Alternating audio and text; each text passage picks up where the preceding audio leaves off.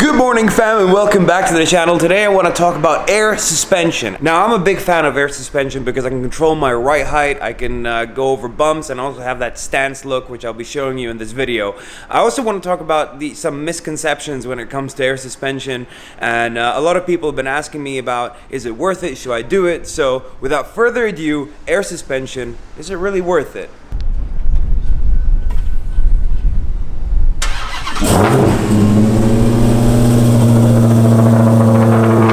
Okay, so the first thing you need to consider if you want to do air suspension is quite expensive. You're talking about $4,000, around that price. I think personally it's really worth it because running on springs at a stock ride height or lowering it down and then trying to avoid every incline is quite difficult, especially potholes, you know, swerving around and stuff. It's just not enjoyable to drive a car like this. Yeah, if you have a show car, you only take it to shows and you just want one ride height, that's fine, I understand it. But most people who get air suspension want the best of both worlds. And that's what it really is, to be honest. So you can be just driving around on your highest setting or a medium setting or whatever setting you want it to be. And then when you get to the show, you can drop it down and it just looks gorgeous. I'm a huge fan of the stance look, and that's why I went for bags. And every time you go to a show, it's the best party trick. You just drive in, slam it on the ground, and you're like, yeah, I'm here. Everyone is like, whoa, what's going on? I also got bags because I have a wide body. The reason why I got a wide body is because I want wider tires, but that's a different subject. But it just looks great, you know, when you air it out. Let's have a look.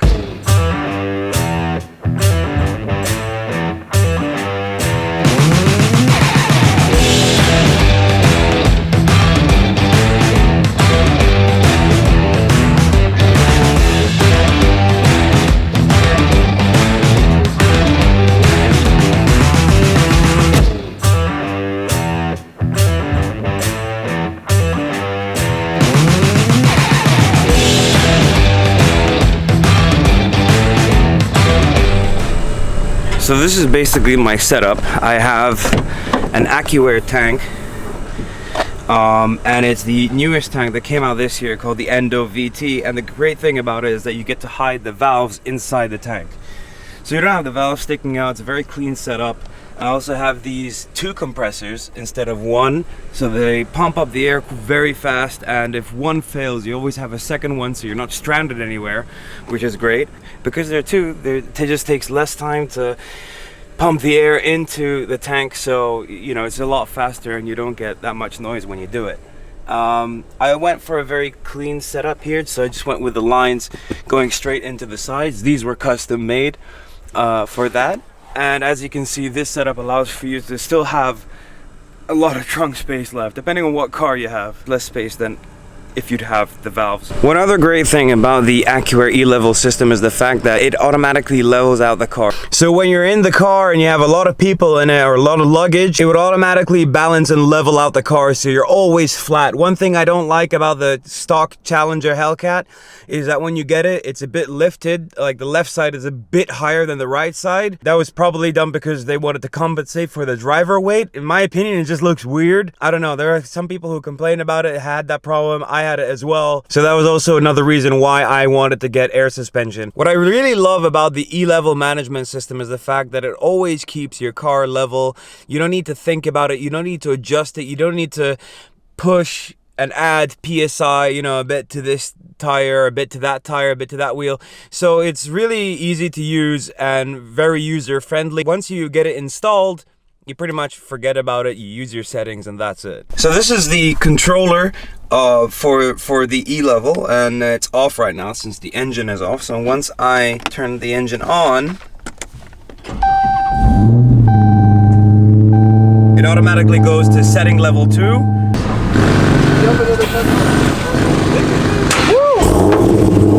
Which I can drive. So you just need to wait for this to stop blinking and then you're ready to go. It tells you when it's at that level. Right now you can hear the compressors working. They're not that loud actually, so that's really, you know, it doesn't get annoying after a while. It's just something that's there, and the exhaust pretty much muffles it in this car. Now you can hear the compressors working, and it is a bit loud, but it's nothing actually terrible. I mean, you get pretty much used to it, and if you're a car guy, I mean, this is stuff that we always get used to. We go through a lot of harsh situations with our cars.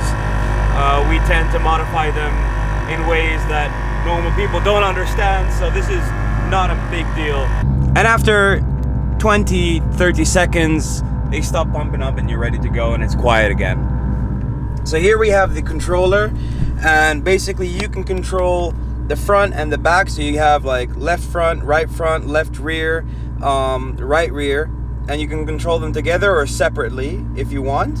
And then here you have your settings. So like the third setting for me is the highest setting, which is actually higher than stock ride height.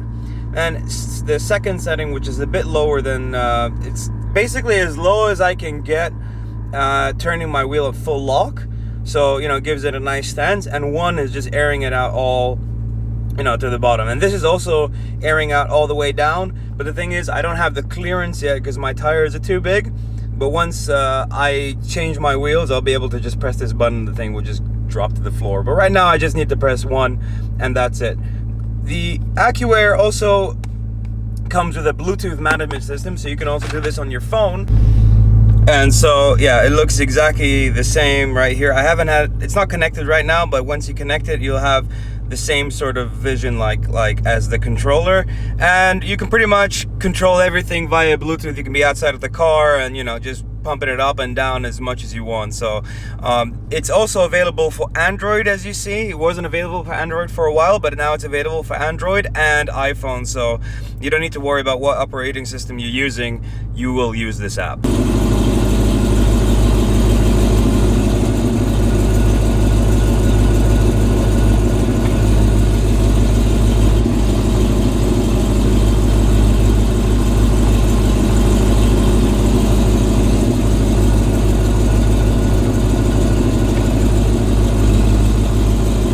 Alright, so now let's talk about ride quality. Now, the ride is definitely a lot softer. More comfortable ride. The Hellcat is pretty stiff, but it's not, you know, back-breaking when it's stock, but this is completely different. It's like riding on a cloud. It's so nice.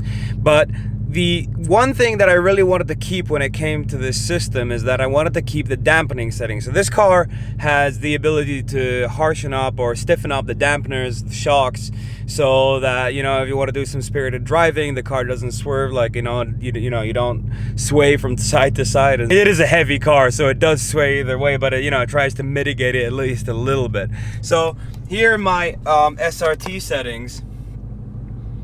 I can basically, yeah, I'm in eco mode now. Don't kill me for that. So I go into custom here, and, you know, I can just set my suspension up, you know, to sport, or I can go into track, and it just stiffens the shocks. It really gets a bit bumpy then, and like you can still retain that sportiness. And you can also retain the factory settings as well, because I didn't want there to be a big question mark here or an error, and then it says like, oh, there's something wrong.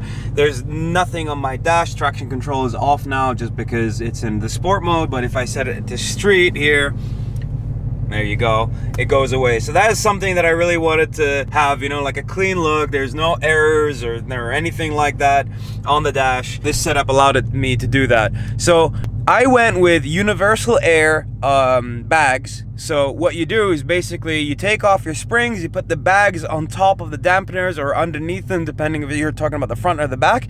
And that's basically it. You hook up the system to that, and they're basically spring replacement. Now, Airlift does a shock and bag setup. So if you want to get like a full thing, you can take their components from that part, and then you can take the AccuAir E-Level. You can mix and match however you want. So that's also another way of doing it. I went with this setup because it was a bit cheaper. I didn't want to change the shocks, and I also wanted to retain all those settings we just talked about. But going back to how it drives, when I'm in my second level, so the bags aren't inflated, you know, to the max, basically, it is a bit droopy. I mean, it feels like sometimes when there's something on the road, it will unsettle the car a little bit. You'll get a little bit of wobble, but that's for the second ride height, which is basically, you know, show off I'm a bit lower.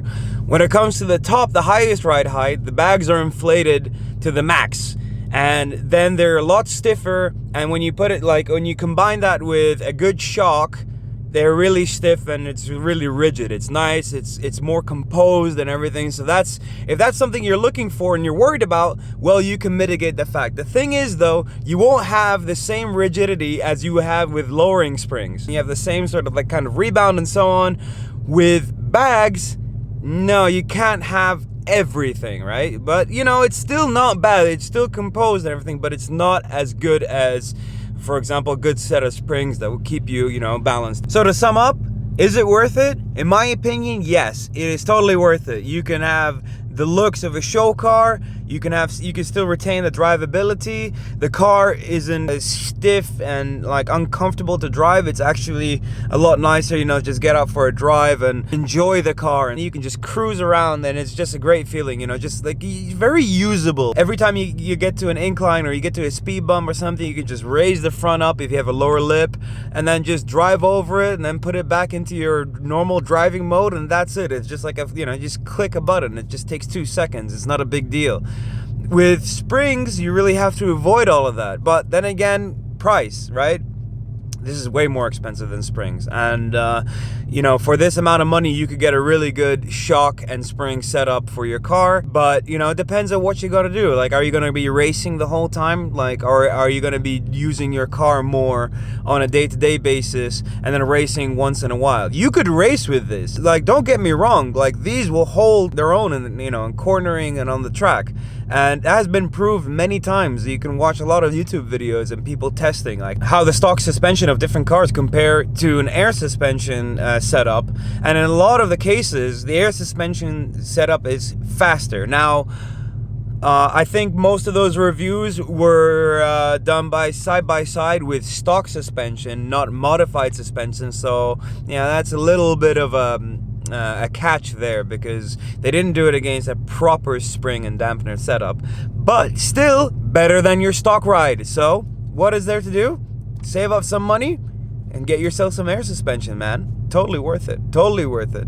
I love mine, especially in the country where you got speed bumps absolutely everywhere, and inclines and steep driveways and so on. Like, my driveway here is so steep that if I didn't have, I scrape the Alpha all the time. I have to go in like at a very aggressive angle not to scrape the front bumper. But with this, I don't even think about it. Anyways, guys, I hope you enjoyed this video. Thanks for watching. If you're here for the first time, make sure to subscribe. I'll be heading to Poland for 2 weeks for Christmas, so I won't be making any videos, unfortunately, but we'll be back next year, and I'll try to put out 2 or 3 videos every week for you guys. Thank you for your support. 650 subscribers. That's a great milestone for me. Can we get to 1,000 by the end of the year? I wish. I hope so. Please spread the word. Thank you for watching. Take care.